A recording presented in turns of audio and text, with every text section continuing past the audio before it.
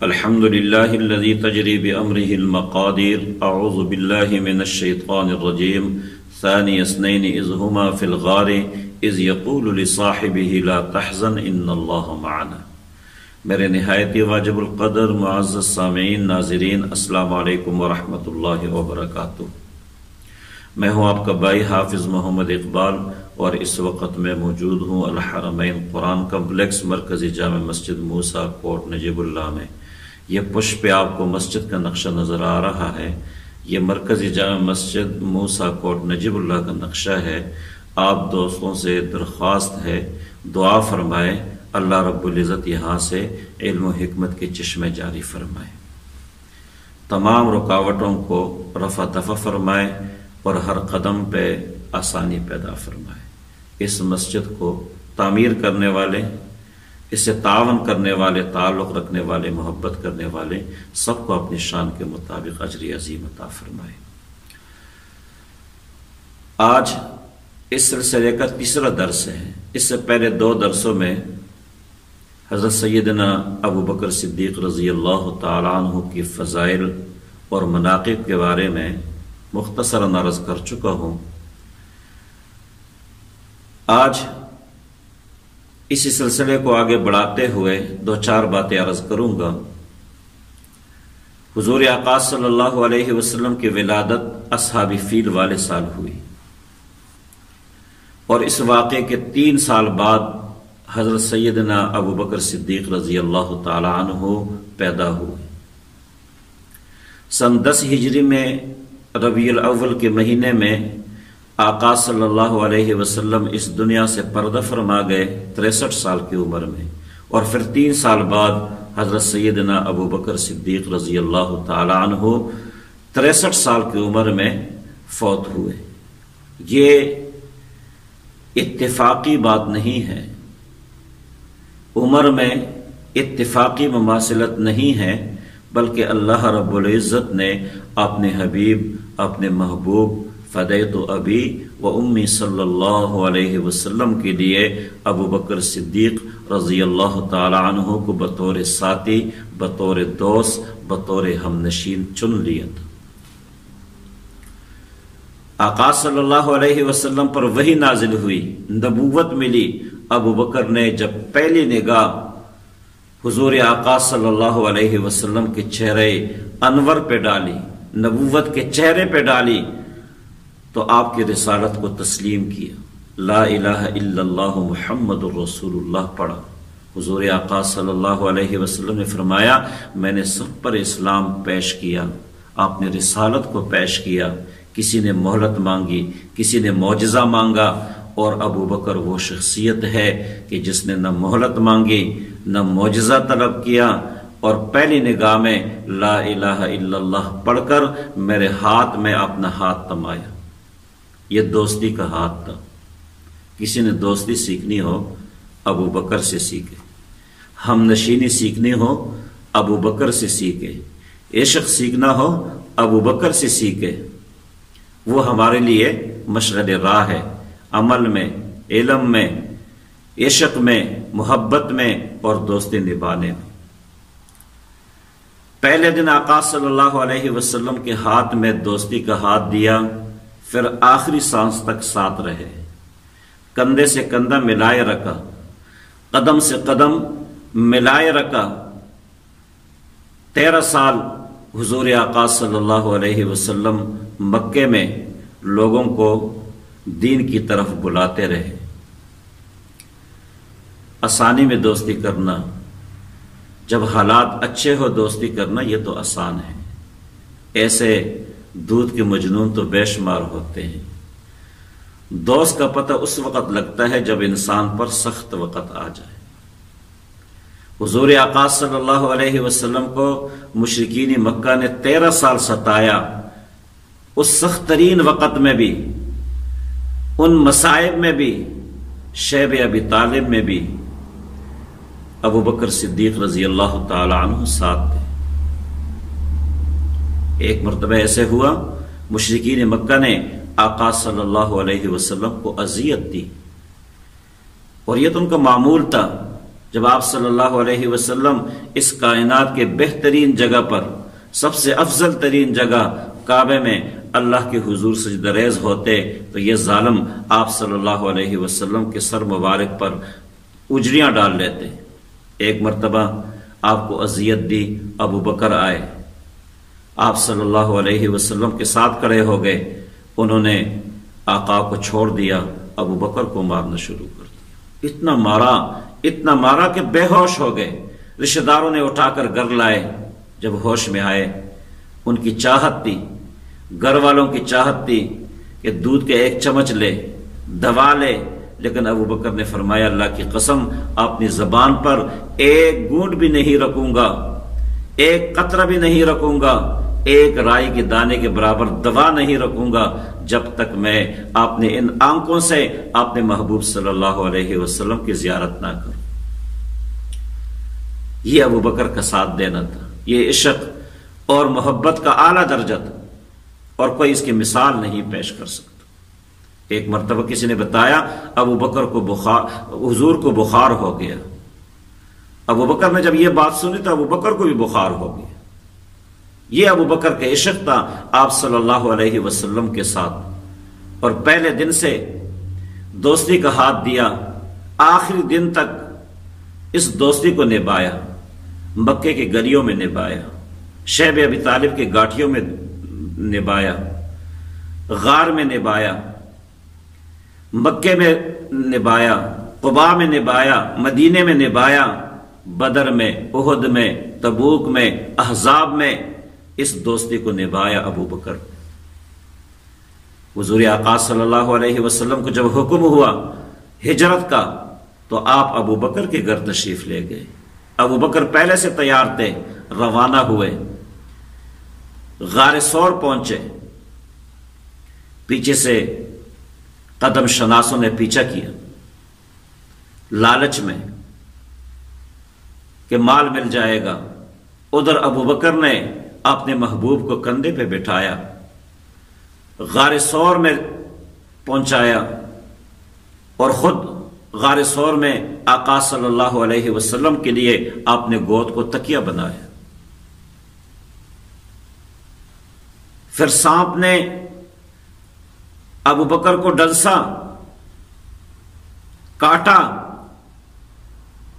شدت اتنی زیادہ تھی، اس کے باوجود بھی آپ نے جسم کو حرکت نہ دی، کہیں آقا کی نیند میں خلل نہ آئے، آقا کے آرام میں خلل نہ آئے، اور اس شدت کی وجہ سے آپ کی آنکھوں سے آنسو ٹپک گئے، آقا صلی اللہ علیہ وسلم کے چہرے انور پہ گرے۔ تو آپ نے پوچھا ابو بکر کیا بات ہے؟ فضیلت کی اگر بات کرو تو ابو بکر پھر بھی اول ہے، کلمے کی بات کرو ابو بکر پھر بھی اول ہے، ساتھ دینے کی بات کرو ابو بکر پھر بھی اول ہے، ساری دنیا کی فضیلتیں جمع کر دو، ابو بکر نے آقا کو اپنے کندھے پہ بٹھایا، غار ثور میں پہنچایا۔ اس فضیلت کا کوئی مقابلہ نہیں کر سکتا، اس ایک آنسو کے قطرے کا مقابلہ ساری دنیا مل کر نہیں کر سکتی جو ابو بکر کے آنکھوں سے گرا وہ قطرہ اور آقا کے چہرے انور پہ لگا۔ اور وہ 3 راتیں کہ جس کی گواہی اللہ رب العزت نے قرآن میں دی، ثانی اثنین اذ ہما فی الغار اذ یقول لصاحبہ لا تحزن، اس وقت 2 تھے، ایک اللہ کے محبوب اور ایک ان کے عاشق ابو بکر۔ اللہ نے آیت نازل فرمائی لا تحزن ان اللہ معنا ثانی اثنین اذ ہما فی الغار۔ جب تک دنیا باقی ہے لوگ قرآن پڑھتے رہیں گے اور ابو بکر کی صداقت کی، دوستی کی، وفا کی اور ساتھ نبھانے کی گواہی دیتے رہیں گے۔ ساری دنیا مل کے بھی، پچھلے دنوں میں آپ نے سنا ہوگا کسی بدبخت نے ابو بکر کی گستاخی کی، یہ بات سن لو، کوئی ایسے ہستیوں پر زبان درازی کرے ان کو کچھ فرق نہیں پڑے گا، وہ پہلے دن سے ساتھ تھے، ساتھ رہے، آج مزار میں بھی ساتھ ہے۔ حضور آقا صلی اللہ علیہ وسلم ایک مرتبہ مسجد نبوی میں داخل ہوئے، ایک ہاتھ ابو بکر کے کندھوں پر تھا، بائیں ہاتھ عمر کے کندھے پر تھا۔ مسجد نبوی میں داخل ہوئے، صحابہ مسکرا پڑے۔ حضور نے فرمایا کہ آج کیوں تم خوش ہو؟ صحابہ نے عرض کی اللہ کے رسول، یہ جوڑی بڑی پسند آئی ہمیں، یہ سنگت بڑی پسند آئی، یہ منظر بڑا دل ربا تھا۔ حضور آقا صلی اللہ علیہ وسلم نے ارشاد فرمایا، ابھی جبریل تشریف لائے تھے اور اس نے بتایا یہ منظر تو آسمانوں والوں کو بھی پسند آیا، یہ منظر تو آسمان والوں کو بھی پسند آیا۔ قیامت کے دن سب سے پہلے آقا صلی اللہ علیہ وسلم کو اٹھایا جائے گا۔ اس حال میں آپ اٹھیں گے کہ آپ کا دائیں ہاتھ ابو بکر کے کندھے پر ہوگا، بائیں ہاتھ عمر کے کندھے پر ہوگا۔ یہ دوستی اور نباہ پہلے دن سے شروع ہوئی، پھر پوری زندگی رہی، آخری سانس تک رہی، آج بھی مزار میں ساتھ ہے، اور قیامت کے دن جب آقا صلی اللہ علیہ وسلم اٹھیں گے اس وقت بھی ساتھ رہیں گے۔ اور جنت کے بارے میں آپ نے سنا ہوگا 8 دروازے ہیں، کوئی ایک دروازے سے داخل ہوگا، کوئی دوسرے دروازے سے داخل ہوگا۔ جنت کے 8 دروازے ابو بکر کے لیے کھل جائیں گے، اور ہر دروازے سے آواز آئے گی، ابو بکر ادھر آ جانا۔ پھر دوسرے دروازے سے آواز آئے گی، ابو بکر ادھر سے داخل ہونا۔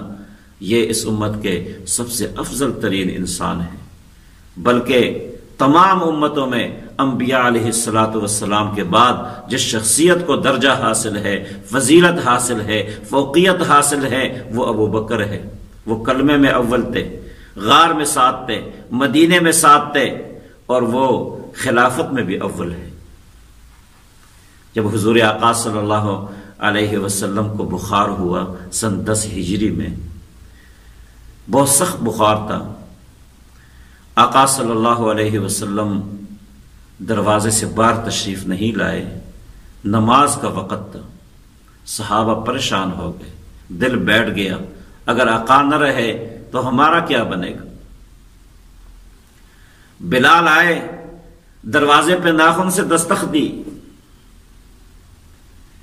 اور فرمایا آقا الصلاۃ، پھر اپنی جگہ پر بیٹھ گئے۔ صحابہ آنسو بہا رہے تھے، بلال رو رہے تھے۔ کون بلال؟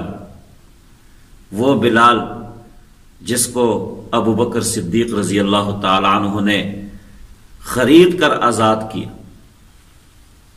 وہ بلال جس کو مشرکین مکہ نے، سرداروں نے اذیتیں دی، ان اذیتوں سے نکالا ابو بکر نے، خریدا اور پھر آزاد کر دیا۔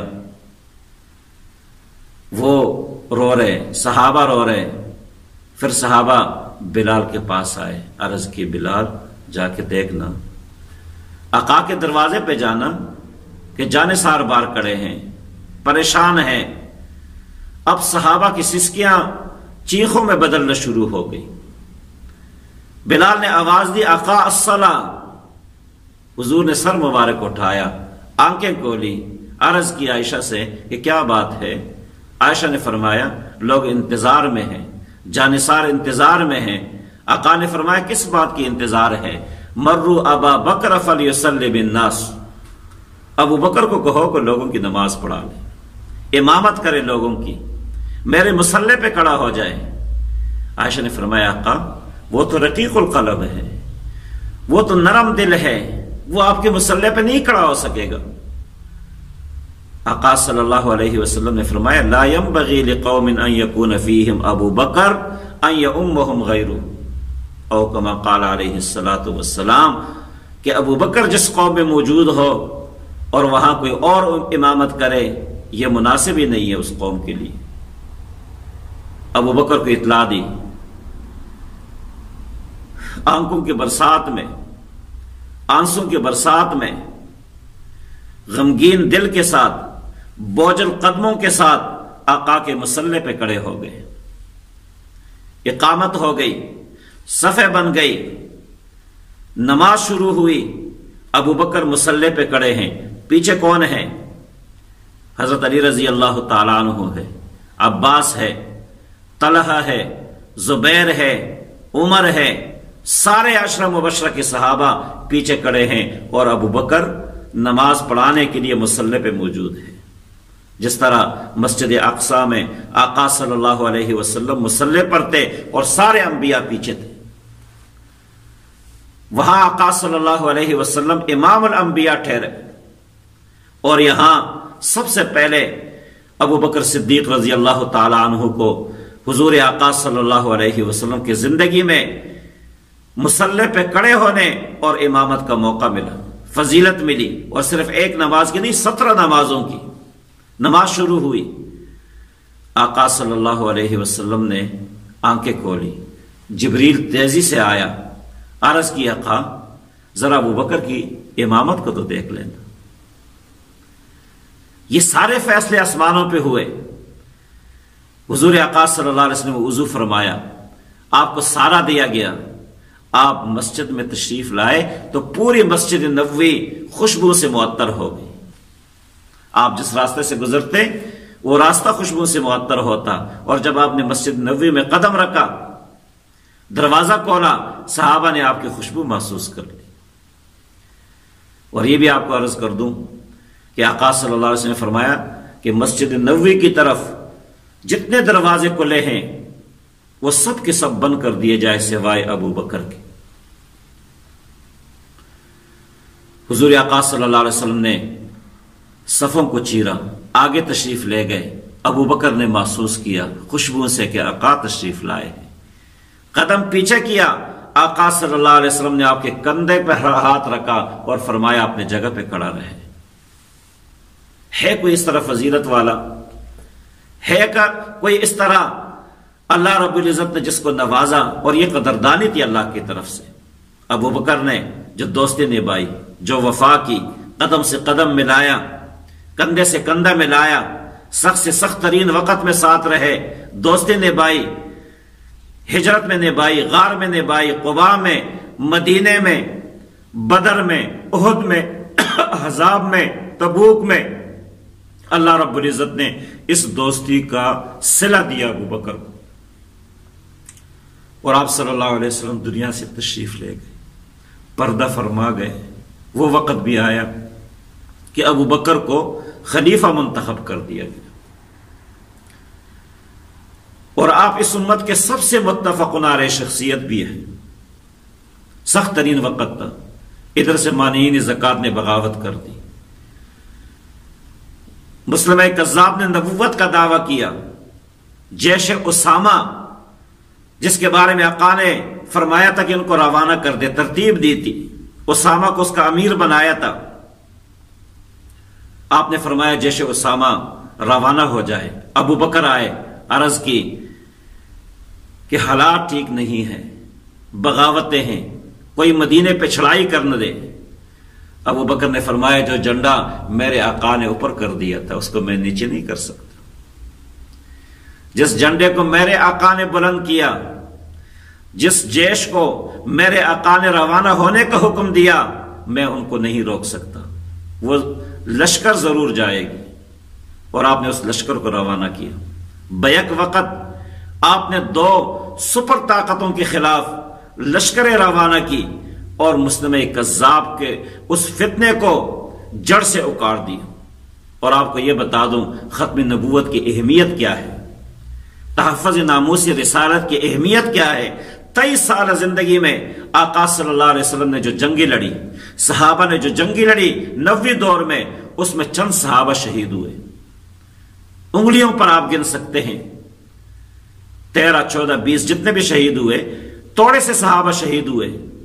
اور صرف اس جنگ میں جو مدعی نبوت کے خلاف لڑی گئی اور ناموس رسالت پر ڈاکہ ڈالنے والے کے خلاف لڑی گئی، اس میں 1300 صحابہ نے جام شہادت نوش فرمائی ہے۔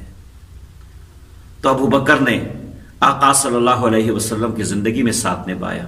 پھر آقا نے جس مدینے کی ریاست کی بنیاد رکھی اور جو دعوت دنیا میں پھیلایا، جو نصب العین لے کے آئے، اس مسجد نبوی سے اٹھنے والی آواز کو آپ نے توانا کر دیا۔